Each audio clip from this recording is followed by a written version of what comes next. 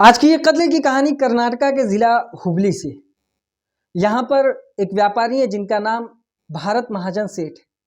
भारत महाजन सेठ जिनका बेटा अखिल महाजन सेठ ये अचानक अपने घर से लापता हो जाता है। इसकी उम्र 26 साल थी। असल में जो भारत महाजन सेठ है उनका स्टेटस कुछ इस तरीके से जाना जाता है कि ये उस इलाके में दूसरे या तीसरे नंबर पर सबसे अमीर आदमी। ये एक बिजनेसमैन, एक व्यापारी जिनका कारोबार कई ज्वेलरी शॉप इनके पास है, ज्वेलरीज का कारोबार है इनका। और ये उस इलाके में इस तरह से जाने जाते हैं कि ये काफ़ी दरियादिल इंसान है। गरीबों के साथ ये हमेशा खड़े रहते हैं, लोगों की मुसीबतों में साथ देते हैं और इस तरीके से एक नर्म दिल इंसान है। जो इनका बेटा अखिल महाजन सेठ है वो 1 दिसंबर 2022 को अचानक लापता हो जाता है। शुरुआत में वो 2 दिन तक अपने घर नहीं आता, तो घर वालों को कोई फिक्र भी नहीं होती, क्योंकि उसका काम अक्सर इस तरह से था कि वो अपने घर से जाता, 2 दिन 3 दिन कहीं बगैर बताए रहता और फिर वो अपने घर पर वापस चला आता था। लेकिन जब 2 दिन तक उसका कोई कांटेक्ट नहीं हुआ फैमिली वालों से, तो घर वाले परेशान होते हैं और घर वाले इलाके के थाने में जाते हैं और वहाँ पर जाकर अपने बेटे की गुमशुदगी की रिपोर्ट लिखाते हैं। पुलिस वाले पूछते हैं कि 2 दिन पहले जब गायब हुआ तो आप 2 दिन लेट क्यों आए रिपोर्ट लिखाने के लिए। तो जो भारत महाजन सेठ हैं वो बताते हैं कि असल में उसकी आदत थी, वो थोड़ा घूमने फिरने का आदी था, वो आज़ाद ख्याल का था, इसलिए हमें कोई फिक्र नहीं थी। लेकिन जब उससे कोई कांटेक्ट नहीं हुआ तो हमें थोड़ा चिंता सताने लगी। इसके चलते हम 2 दिन बाद यहाँ पर आए हैं अपने बेटे की गुमशुदगी की रिपोर्ट लिखाने के लिए। गुमशुदगी की रिपोर्ट लिख ली जाती है।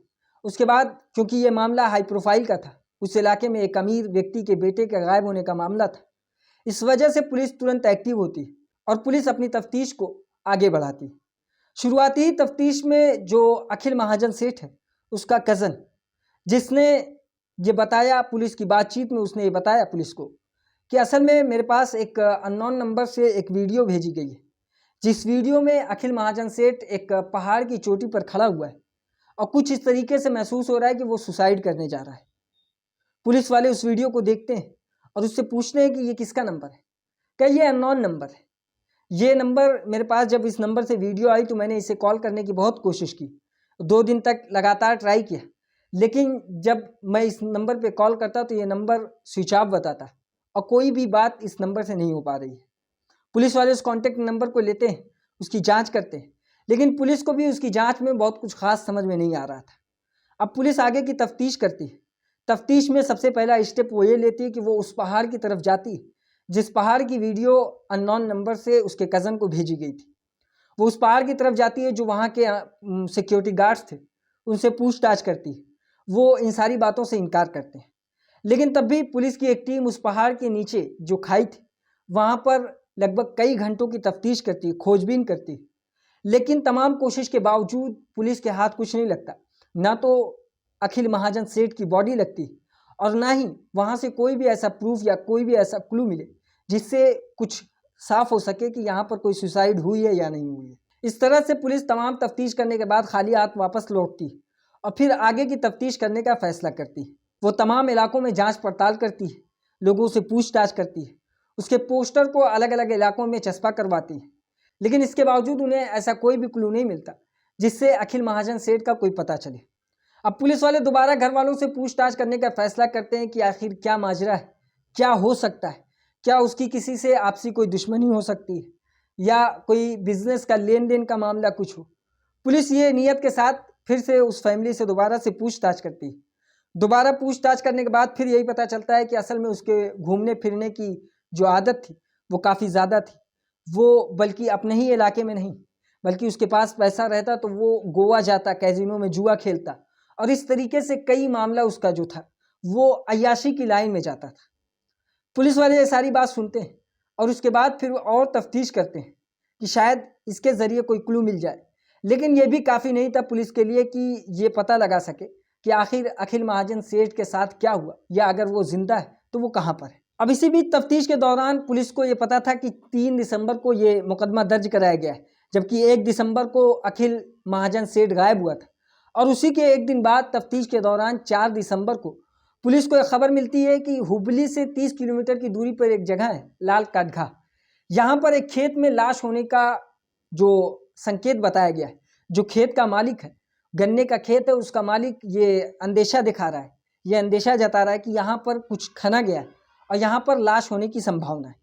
पुलिस की टीम 30 किलोमीटर का सफ़र तय करती है और उस लाल काठगा जगह पर जाती है और वहाँ जाने के बाद जब वो देखती है तो ये देखती है कि वाकई में यहाँ पर नज़र आ रहा है कि इस जगह को हाल ही में खोदा गया है और यहाँ से कुछ बदबू निकल कर आ रही है।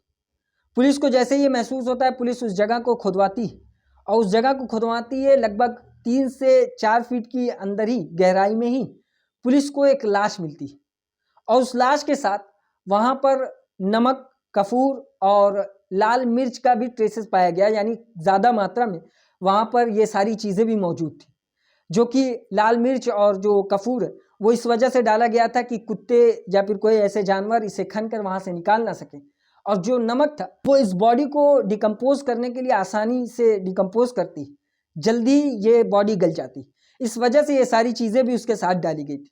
पुलिस को शुरुआती तफ्तीश में पता चल गया था कि ये मामला कत्ल के साथ साथ इस बॉडी को छिपाने का भी मामला है, यानी सबूत को मिटाने का भी मामला है।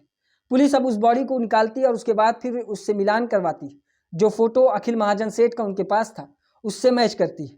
उससे मैच करने के बाद फिर अखिल महाजन सेठ की फैमिली वालों को बुलाया जाता है, उसके पिता को भी बुलाया जाता है। पिता आते हैं, पिता देखते हैं और ये पहचान करते हैं कि हाँ ये बेटा उन्हीं का है और इसका किसी ने कत्ल कर दिया है। पुलिस वालों को शुरुआत में ये देखते हुए पता चल रहा था कि असल में इसका गला घोट कर इसे मारा गया है। पुलिस वाले बॉडी को पोस्टमार्टम के लिए भेजते हैं। पोस्टमार्टम में ये समझ में आता है, ये रिपोर्ट जो आती है निकल कर, वो यही होती है कि इसके गला घोट के इसकी मौत हुई और किसी कातिल ने इसका गला घोट कर इसकी जान ले ली। अब पुलिस वाले जब हर तरफ से हार मान जाते हैं, उसके बाद वो फैसला करते हैं कि वो फैमिली का जो मोबाइल है उसका CDR निकालेंगे, कॉल डिटेल रिपोर्ट। ये फैसला करने के बाद अब वो एक एक कर सबका CDR निकालते हैं और ख़ासकर उसके पिता का CDR निकालने के बाद जब वो उनके मोबाइल की डिटेल्स को चेक करते हैं, कॉल लॉन्ग्स को जब चेक करते हैं, तो पता ये चलता है कि उसके पिता की किसी नंबर से हाल ही में काफ़ी ज़्यादा बातचीत हुई है। यानी इससे पहले ये नंबर उनके कांटेक्ट में नहीं था, कुछ दिन पहले ये नंबर उनके कांटेक्ट में आया और उसके बाद फिर काफ़ी देर तक इनके बीच बातचीत भी हुई है। पुलिस वाले जैसे ही ये देखते हैं, फिर उसके बाद अखिल महाजन सेठ के पिता भारत महाजन सेठ को पुलिस स्टेशन बुलाते हैं और उनसे इस नंबर के बारे में तफ्तीश करते हैं। शुरुआत में वो इन सारी बातों के बीच में वो ये बताता है कि हाँ ये व्यापारी हैं, इस तरीके का बिजनेस का लेन देन हमारा है, इस तरह की कुछ बातें करते हैं।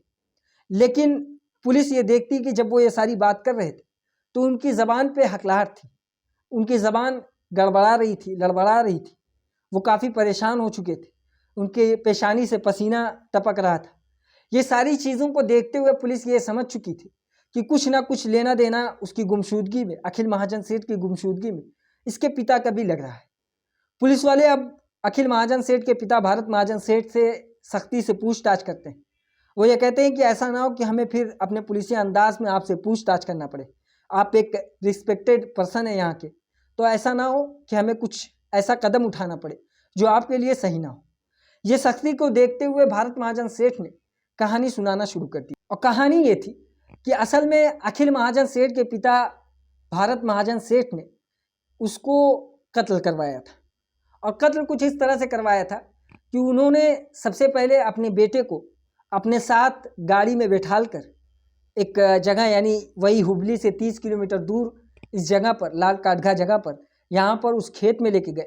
वहाँ पे पहले से कुछ सुपारी किलर मौजूद थे, उनके हवाले कर दिया और उन्होंने उसके बेटे की गला दबाकर हत्या कर दी और हत्या के बाद उस खेत में गड्ढा खना गया और उसमें उसकी बॉडी को डाल दिया गया और साथ में वो सारे नमक और मिर्ची और जो कपूर था वो सारी चीज़ें उसमें डाल दी अलग अलग वजह से। इस तरह से ये कत्ल का मामला सामने आया और कत्ल की वजह अब पुलिस पूछती कि आखिर वजह क्या थी कि एक बाप अपने बेटे को खुद कातिलों के हवाले कर देता है।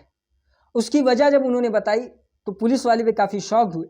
वजह कुछ इस तरह से थी कि असल में जो अखिल महाजन सेठ था वो एक लौती औलाद थे, वो अपने बाप की इकलौती औलाद था। उसे काफ़ी लाड प्यार के साथ पाला गया था। जो भी उसकी ख्वाहिश होती, उसकी ज़िद होती, उसके बाप और उसकी फैमिली वाले उसको पूरा करते थे। ज़्यादा लाड प्यार के चक्कर में असल में अखिल महाजन सेठ कुछ बिगड़ सा गया था। उसके अंदर काफ़ी बुरी आदतें आ चुकी थी, शराब पीना, लड़कियों के साथ अय्याशी करना और ख़ुद अपने इलाके के साथ साथ गोवा जाता, वहाँ पर जुआ खेलता कैसीनो में। इस तरह से उसकी काफ़ी ज़्यादा हरकत ऐसी थी जो घर वालों को काफ़ी परेशान किया करती थी। अखिल महाजन सेठ की शादी भी उसके पिता भारत महाजन सेठ ने उसकी उम्र में करवा दी थी और इस तरीके से उसका जो रवैया था, उसकी आदतें जो थी, वो घर वालों को काफ़ी परेशान किया करती थी। होता यह कि 1 दिसंबर से पहले जो रात थी, उस रात को अखिल महाजन सेठ शराब के नशे में घर आता है और घर आने के बाद फिर वो अपनी पत्नी को काफ़ी गाली गलौज देता है और हाथ उठाता है उसके ऊपर, मारता पीटता है। उसके बाद जब उसके पिता भारत महाजन सेठ इसका विरोध करते हैं, उसे डांटते बोलते हैं, तो वो उन्हें गाली देकर ये कहता है कि आप अगर बीच में ज़्यादा कूदेंगे या ज़्यादा दिमाग लगाने की कोशिश करेंगे तो मैं आपका कत्ल कर दूंगा। ये बात सुनते ही अखिल महाजन सेठ के पिता भारत महाजन सेठ के पैरों तले ज़मीन खिसक जाती। उन्होंने कभी ये तसव्वुर में भी नहीं सोचा था कि उनके साथ उनका बेटा ही ऐसा सलूक करेगा। वो काफ़ी ज़्यादा परेशान होते और उसके बाद से उनके दिमाग पे एक टेंशन था कि उनके बेटे ने उन्हें कत्ल करने के लिए अपनी ज़बान से अल्फाज निकाल दिए। ये सारी चीज़ें उन्हें काफ़ी टेंशन देती, जबकि घर वालों के साथ उसका रवैया अच्छा नहीं था। घर वाले सारे परेशान थे।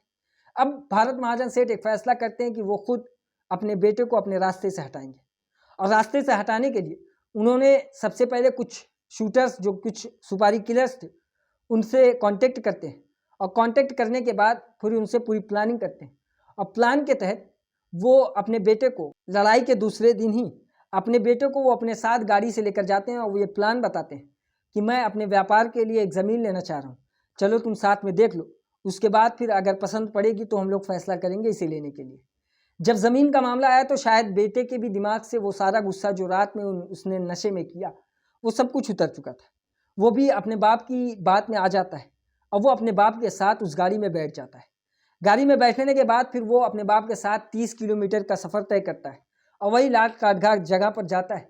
उस खेत में रात के समय वो उसे लेकर जाते हैं और वहाँ लेकर जाने के बाद फिर वो उस खेत में पहले से मौजूद जो सुपारी किलर्स थे उनके हवाले कर देते हैं और वो अपनी आंखों के सामने अपने बेटे का कत्ल होते हुए पूरा मंजर देखते हैं। उनका बेटा कुछ शूटर्स यानी कुछ सुपारी किलर्स के हाथों कत्ल हो रहा था। वहीं पर उसका बाप भारत महाजन सेठ खड़ा था, लेकिन इसने यह फैसला किया था कि वो पीछे मुड़कर नहीं देखेगा। वो चीखता रहा, अपनी बाप से रिक्वेस्ट करता रहा, लेकिन भारत महाजन सेठ उसकी तरफ मुड़कर देखा भी नहीं। उसके बाद जब उसकी मौत हो गई तो वहीं पर पहले से गड्ढा तैयार किया गया था, उस गड्ढे में उसकी बॉडी को डाला जाता है और नमक, मिर्चा पाउडर और कपूर, इन सारी चीज़ों का पहले से इंतज़ाम किया गया था और इसके साथ ही वो ये सारी चीज़ उस गड्ढे में डालते हैं और उस गड्ढे को ढक देते हैं। उसके बाद जब कुछ दिन के बाद जब वो किसान गन्ने का खेत जिसका था वो उस खेत में जाता है तो देखता है कि उसके गन्ने के कुछ पेड़ जो हैं, यानी जो गन्ना है, वो उखड़ा हुआ है और उस एक स्पेसिफिक जगह पर साफ सुथरी जगह नज़र आ रही, यानी बज़ाहिर ये दिख रहा है कि यहाँ पर हाल ही में कुछ खुदाई की गई है। वो इस शख्स जब करीब जाता है तो उसे कुछ बदबू भी आती है और इस बदबू के चलते वो फ़ौरन पुलिस को कांटेक्ट करता है। उस जगह की पुलिस फ़ौरन हुबली की पुलिस को कांटेक्ट करती है। उसके बाद ये सारा मामला सामने आता है। ये देखते हुए पुलिस, जो भारत महाजन थे, उन्हें गिरफ्तार करते हैं और गिरफ्तार करने के बाद जो बाकी के जो सुपारी किलर्स थे उनकी पहचान होती है। पहचान में कई सारे नाम आते हैं, लगभग 5 नाम आते हैं। उन पाँचों लोगों को गिरफ्तार किया जाता है और जेल भेज दिया जाता है। ये थी आज की कहानी। इसी तरह की और कहानी सुनने के लिए हमारी इस वीडियो को लाइक करें, हमारे चैनल को सब्सक्राइब करें और बेल आइकन को ज़रूर दबाएं।